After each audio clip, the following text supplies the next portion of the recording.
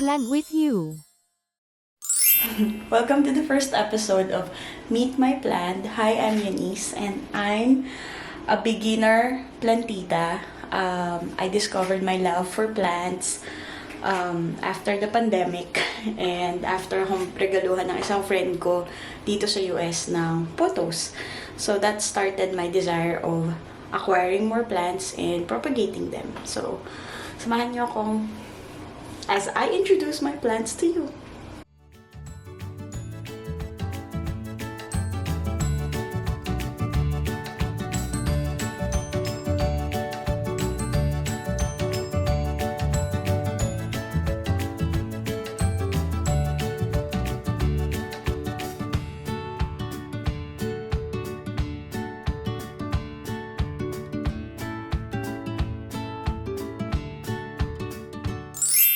Showing you my plants. This is my photos. It's been with me for I think 2 years. 1 year.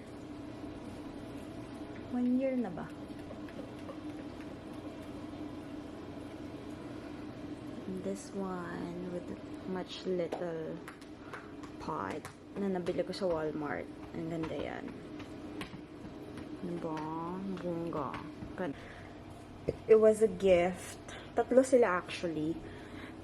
Pero siya yung pinaka nag-thrive. Yung isa nasa office pa. Tapos this one is a photos as well. Cut from trimmings from the office. And matagal na siyang nasa pot. I think 1 taon na rin siyang nasa pot. Bigay ito ng co-teacher ni Joshua. And dinala niya to sa bahay ng yan ng kanyang katrabaho. Ang ganda nila, di ba?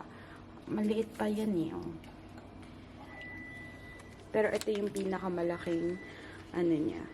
May lupa ka dyan, di ba? Well, meron, nandun sa ilalim ng... Ubus na yung lupa na free ha. Meron pa ako isang doon, pot. Pwede mong lagay doon.